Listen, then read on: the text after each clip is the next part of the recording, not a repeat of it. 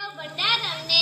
કર્યા ભવિષ્ય માટે તૈયાર અમને આપી જ્ઞાનનો ભંડાર અમને કર્યા ભવિષ્ય માટે તૈયાર અમને છીએ આભારી એ ગુરુઓના અમને જેમને કર્યા કૃતજ્ઞ અપાર અમને છીએ આભારી એ ગુરુઓના અમને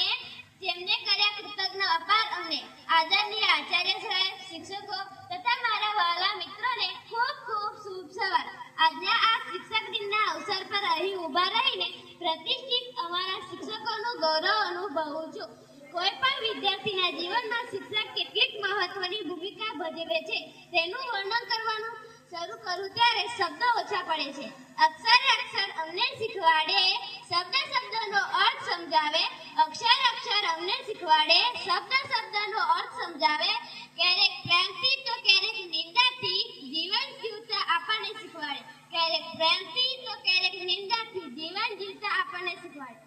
વિશ્વ શિક્ષક દિન 5 સપ્ટેમ્બરે ઉજવવામાં આવે છે પરંતુ વિવિધ દેશોમાં